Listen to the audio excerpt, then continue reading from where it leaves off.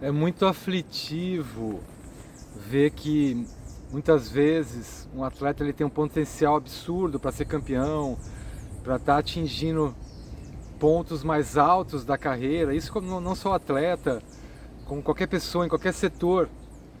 E às vezes você vê que a pessoa não consegue realizar aquele potencial. Então é aflitivo assistir isso de fora.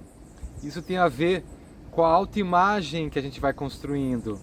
Muitas vezes a gente vai se apequenando, né? A gente vai se vendo pequeno, que a gente não consegue, não pode, e a gente vai construindo obstáculos, né? Principalmente em relação à questão mental e emocional.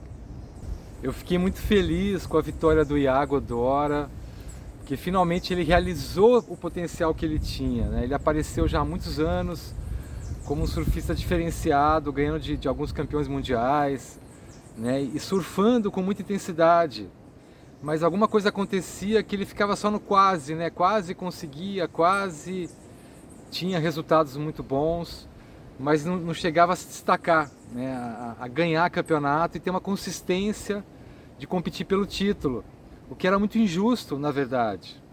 Eu estava muito curioso para ver como é que ele vinha para essa final, mas ele veio com muita intensidade, ele veio realmente com muita concentração e veio com tudo, ele veio para ganhar de qualquer um que estivesse lá.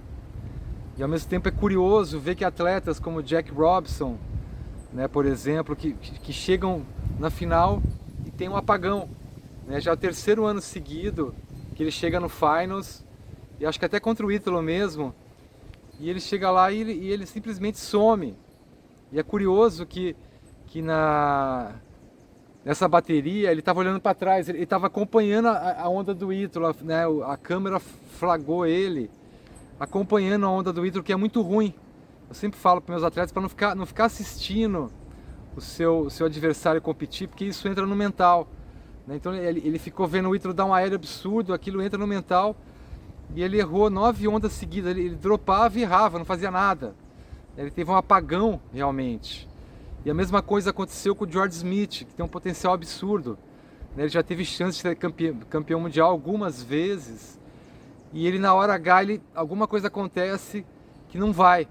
Parece que a pessoa não acredita, enfim, alguma coisa trava ali na hora da decisão e o atleta não realiza o seu potencial. E é muito triste isso. Tem uma frase do John Ford que resume essa questão, que ele fala: se você acreditar que você pode ou que você não pode, de qualquer maneira você vai estar certo. Então o que diferencia aquele que consegue e aquele que não consegue é esse acreditar, essa fé e essa autoimagem que a gente vai construindo. A autoimagem não é de uma hora para outra, né? Como é que você vai conquistando pequenos passos, pequenas vitórias, e você vai acreditando que você pode. Isso faz toda a diferença, né? Você vê o Miguel Pupo, por exemplo, que é um surfista absurdo. Ele já era absurdo desde que ele estreou, mas ele foi se apequenando e foi se vendo pequeno e foi ficando inseguro com as derrotas, e aquilo foi afetando a confiança dele.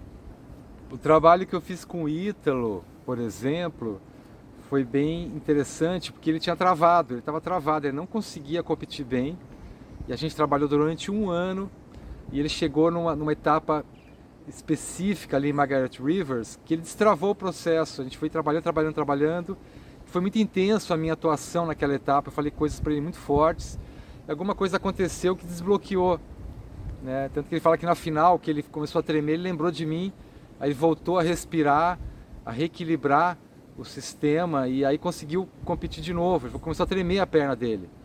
Então é isso, é difícil enfrentar esses momentos, mas quando destrava, finalmente desbloqueia o processo, né? Você fala: caramba, agora realmente eu provei para mim mesmo, porque não é provar para o outro, você tem que provar para você mesmo que você é capaz de atingir aquele objetivo.